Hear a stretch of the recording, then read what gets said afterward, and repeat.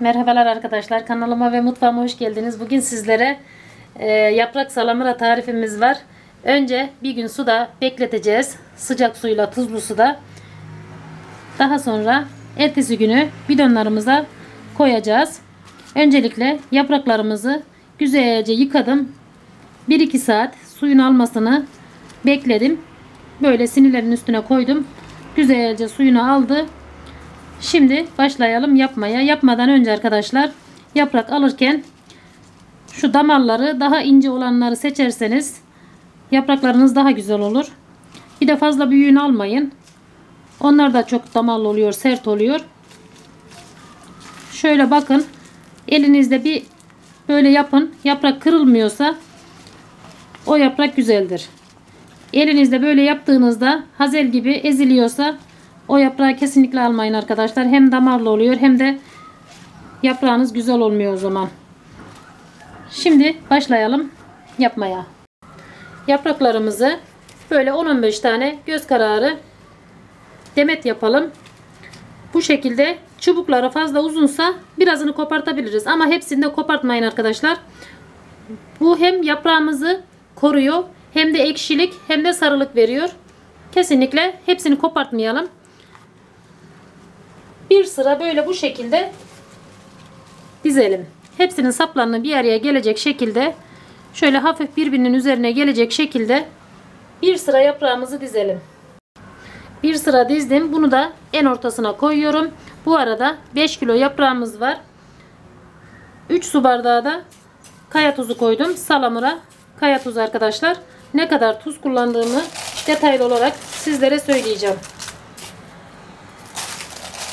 Bir sıra dizdikten sonra 2 yemek kaşığı dolusu tuz sepeleyelim üzerine. Tekrar bir sıra daha dizeceğiz.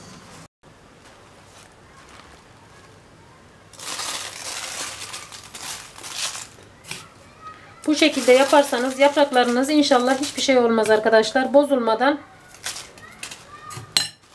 afiyetle tüketirsiniz.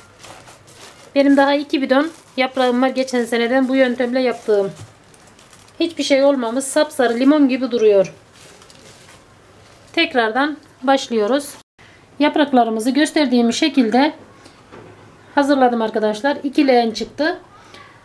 5 kilo yaprağımızın yarım kilosunu böyle dağınık olanlara ayırdım. Yarım kilosunu eve sarmak için. Şu an tam 4,5 kilo yaprağımıza 3 su bardağı tuz kullandım. Biraz da daha bidonlara koyarken de kullanacağız. Şimdi sıcak suyumuzu üzerinden dökelim yaprağımızın. Üstü basar sıcak su kullanacağız. Üstü basar suyunu koyduk arkadaşlar. Ama yaprak biraz havaya kalktı. Suyu biraz hafiften soğumaya başladı mı ara ara elinizle bastırabilirsiniz. Ve şimdi sıcağıyla ağzına bir sini kapatıyorum. Diğer leğenimize de aynı işlemi uyguluyorum. 2 yaprağımızın üstüne de güzelce üstü basar sularını koyduk arkadaşlar. Şu an çok sıcak. Su yaprağı havaya kaldırdı. Ya değilse üstü basar su oldu. Şimdi bunun da sıcağıyla ağzını kapatıyorum. Güzelce yarına kadar sapsarı sararsın. Bir de diğer yaprağımıza bakalım. Ne durumda? Gördüğünüz gibi sapsarı. Çok güzel oldu. Suyu da biraz hafiften ılıdı. Böyle ara ara yüzeyine geldikçe böyle arada bir yapalım. Şimdi ağzını kapatalım. Ertesi güne kadar bekleyeceğiz. Suyu güzelce soğuduktan sonra bidonlarımıza koyacağız. Yapraklarımız hazır arkadaşlar. Bir gün beklettik. Tamamen soğudu. Çok güzel olmuş. Bu arada her katı sapsarı. Süper bir şey oldu. Şimdi bidonlarımıza koymaya geçiyoruz. Öncelikle 2 leğenimizin sularını da güzelce süzdüreceğim. Daha sonra bidonlarımıza koyacağız. Yapraklarımızın suyunu güzelce sızdırdım. Şimdi böyle ben 2 kiloluk bidonlara koyacağım. Artık kaç tane dolarsa. Böyle zeytin bidonlarım vardı. Atmamıştım. Bunları kullanacağım. Eğer istiyorsanız cam kavanozda kullanabilirsiniz. O tamamen sizin isteğinize bağlı. Şimdi bidonlarımıza basmaya geçiyoruz yaprağımızı. Zaten demet demet koyduğumuz şekilde tuttuğumuz gibi elimize geliyor. Her demedine bu şekilde 1 tatlı kaşığı tuz koyuyorum. Bu katlarını bu şekilde içine katlayalım. Tıpkı bir dürüm yapar gibi yaprağımızı bu şekilde bidonumuza yerleştirelim. Bir sıra yaptıktan sonra üzerinden tuz serpeceğim. Yaprağımızı bir sıra koyduktan sonra 1 tatlı kaşığı tuz atıyorum. Arkadaşlar bir de bahçenizden topladıysanız yaprağı çok taze ise suyu kaynar kaynar dökmeyin. Ben buna şimdi kaynar kaynar döktüm.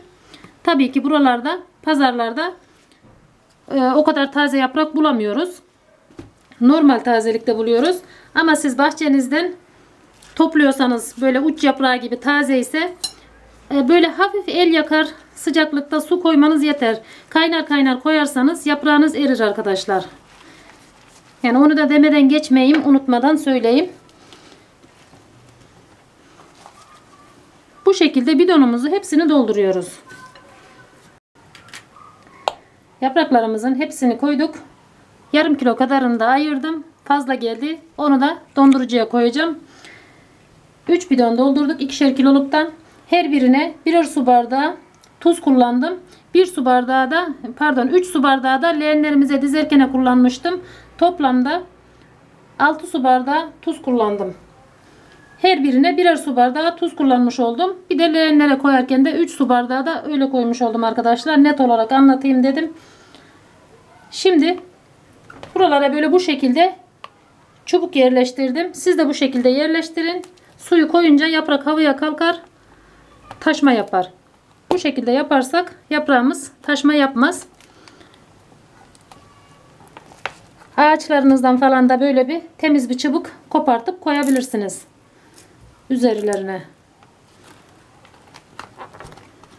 Evet bu şekilde sıkı sıkı yaptıktan sonra yaprağımız hiçbir şekilde havaya kalkmaz.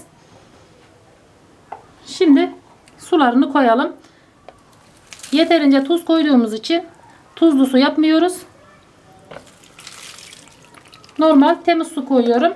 İster arıtmadan koyun, isterseniz içme suyu kullanın. Biraz bekleyelim. Şu şekilde yapalım. Havası alınsın. Şimdi elimizi çeker hemen kapağını kapatırsak suyu iner buraya. O yüzden şöyle elimizle bastıralım. Yerleştirdikçe su ilave edelim. Tekrar üzerine su ilave edelim. Üstü basar su koyalım. Ve 2-3 gün arayla yapraklarımızı kontrol edelim. Eğer suyu çekmişse tekrar üzerine tuzlu su yapıp ilave edelim. Kesinlikle tuzlu su ilave edin. Normal su ilave etmeyin. Yaprağınız bozulur. Kapağını da sıkı kapattığınızdan emin olun arkadaşlar. Bazen böyle kapak güzel yerleşmediği zaman yaprak havalıyor. Bozulma yapabilir.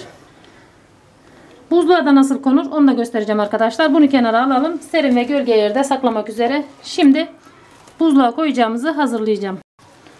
Şimdi buzluğa koyacak olanları şöyle yapalım. Böyle yuvarlayalım. Dürüm şeklinde suyunu güzelce sıkalım. Bidonlara koyarken de bu şekilde sıkalım arkadaşlar. Fazla suyunu. Şimdi bu şekilde hazırlıyorum. Dondurucuya koyacaklarımızı da bu şekilde hazırladım. Eğer direkt dondurucuya koyacaksanız, salamura yapmayacaksanız tuzlamanıza gerek yok. Leğeninize dizin güzelce. Üstünden sıcak suyunuzu koyun. Ağzını kapatın. Suyu tamamen soğuduktan sonra ertesi günü bu şekilde hazırlayıp direkt dondurucuya koyabilirsiniz.